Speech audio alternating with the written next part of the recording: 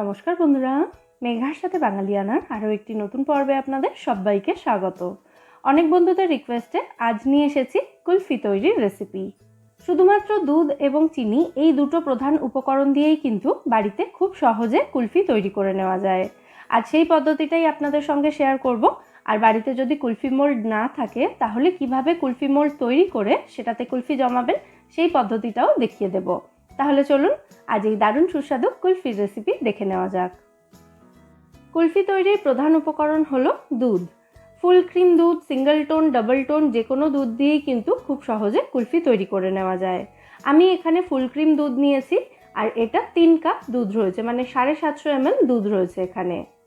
এই 3 কাপ দুধটা ফুটে কমতে কমতে যতক্ষণ না 1 কাপে চলে আসছে সেই সময় পর্যন্ত এটাকে কনস্ট্যান্ট এভাবে নাড়াচাড়া করতে করতে ফুটিয়ে যেতে হবে। লো ফ্লেমে রেখেও ফোটাতে পারেন অথবা মিডিয়াম ফ্লেমে রেখেও দুধটাকে ফুটিয়ে কমিয়ে নিতে পারেন।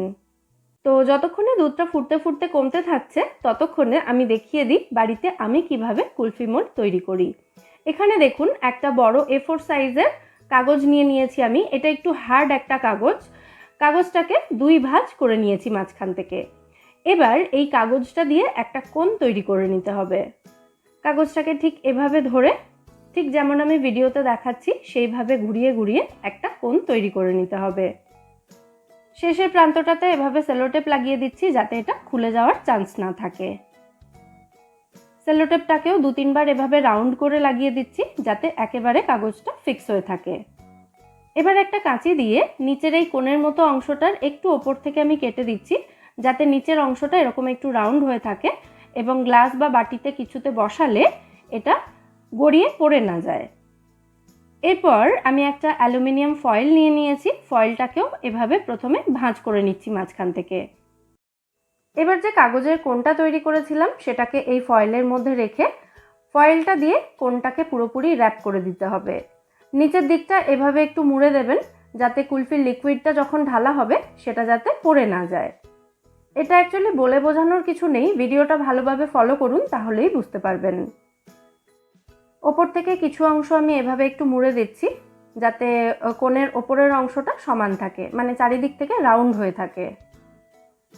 চারিদিক থেকে ফয়েলটাকে ভালোভাবে এভাবে চেপে চেপে ফিক্স করে দিতে হবে যাতে এটা খুলে না যায়। আর ফর সেফটি এটাকেও সেলোটেপ দিয়ে ভালো করে ফিক্স করে দেওয়া যেতে পারে। সেলোটেপ দিয়ে ফিক্স করে দেওয়া হলে মোল্ডটা খুলে যাওয়ার কিন্তু আর কোনো সম্ভাবনাই থাকবে না। আপনারা চাইলে অ্যালুমিনিয়াম ফয়েলটা আমি যেরকম 2 ভাঁজ করে তারপর মোল্ড তৈরি করেছি সেই রকম 4 ভাঁজ করে তারপর মোল্ড তৈরি করতে পারেন, তাহলে মোল্ডটা একটু শক্তপোক্ত হয়। ভেতর থেকে কাগজের কোণটা বের করে নিয়েছি এবং আমাদের হোমমেড কুলফি মোল্ড এখানে একদম রেডি। একই রকমভাবে যে কটা কুলফি মোল্ড আপনাদের প্রয়োজন হবে সেই কটা কুলফি মোল্ড বানিয়ে নিতে পারেন। এই কুলফি মোল্ডগুলোকে কোনো গ্লাসের মধ্যে এভাবে রেখে তারপর ফ্রিজে সেট হতে রাখা যাবে, সেই প্রসেসটাও আমি দেখিয়ে দিচ্ছি। এদিকে এতক্ষণে দেখুন দুধটা কিন্তু আগের থেকে অনেকটাই ঘন হয়ে গেছে ফুটতে ফুটতে। দুধটা এখন 1 কাপের সামান্য একটু বেশি রয়েছে পরিমাণে। তো এই অবস্থায় আমি এর মধ্যে দিয়ে দেব স্বাদ অনুযায়ী চিনি। আমি এখানে 4 টেবিল চামচ চিনি দিয়েছি।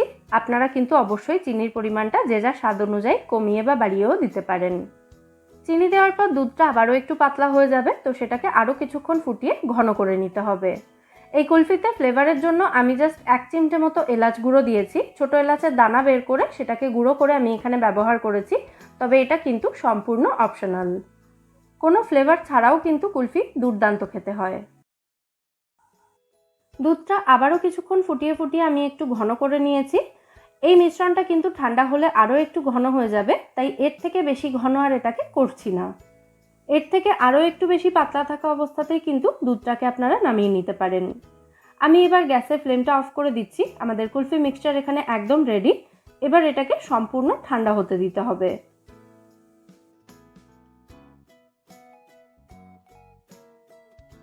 সম্পূর্ণ ঠান্ডা হওয়ার পর এখন দেখুন কুলফি মিক্সচারটা কিন্তু আগের থেকে অনেকটাই ঘন হয়ে গেছে। দুধটা ফোটানোর সময় দুধের ওপরে যে সরটা তৈরি হচ্ছিল সেটাকে আমি দুধের মধ্যেই মিশিয়ে দিয়েছিলাম, সেই জন্য দেখুন এখন পুরো মিক্সচারটা কিন্তু একটা রাবড়ির মতো টেক্সচারে রয়েছে।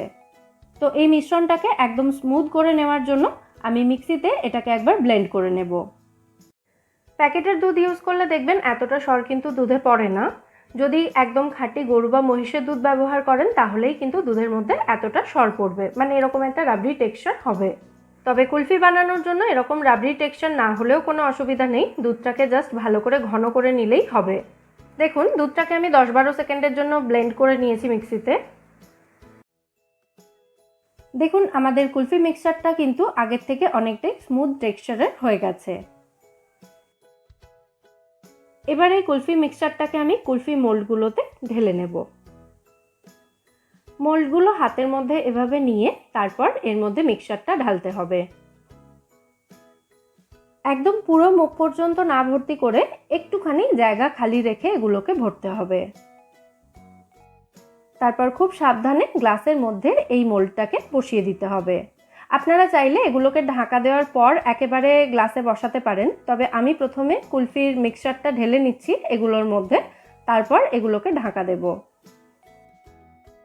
সমস্ত কুলফি মোল্ডে আমি কুলফি মিক্সচার ঢেলে দিয়েছি। এবার এক টুকরো করে অ্যালুমিনিয়াম ফয়েল দিয়ে এগুলোকে ঢাকা দিয়ে দিচ্ছি। এরকম কোনো ছোট গ্লাসের ওপরে মোল্ডগুলোকে রেখে আপনারা এগুলোকে ঢাকা দিতে পারেন, তাতে কাজটা করতে সুবিধা হবে। তবে যদি ছোট গ্লাস না থাকে তাহলে বাড়ির অন্য কারোর হেল্প নিতে পারেন। তবে পুরো কাজটাই কিন্তু ভীষণ সাবধানে করতে হবে, কারণ মোল্ডগুলো কিন্তু ভীষণই পাতলা। এরপর একটা ছুরি দিয়ে মাঝখানটাকে এভাবে একটু ছোট্ট করে কেটে নিতে হবে। তারপর একটা আইসক্রিম স্টিক এভাবে মাঝখানটায় গেঁথে দিতে হবে। আইসক্রিম স্টিক না থাকলে যে কোনো কাঠের চামচ বা স্কিওয়ারও এখানে ব্যবহার করা যেতে পারে। সমস্ত কুলফি মোল্ডগুলোকে একই রকমভাবে রেডি করে নিতে হবে। দেখতেই পাচ্ছেন আমার সমস্ত কুলফি মোল্ডগুলো রেডি হয়ে গেছে। এবার এই কুলফি মোল্ডগুলোকে গ্লাস সমেত ডিপ ফ্রিজে রেখে দিতে হবে যতক্ষণ না এগুলো সেট হচ্ছে। মিনিমাম 7-8 ঘন্টা রাখতে হবে, অথবা ওভারনাইটও রাখতে পারেন।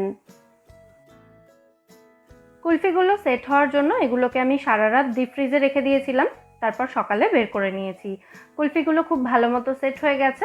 এবার আমি এই মোল্ড থেকে কুলফিগুলো বের করে দেখিয়ে দিচ্ছি।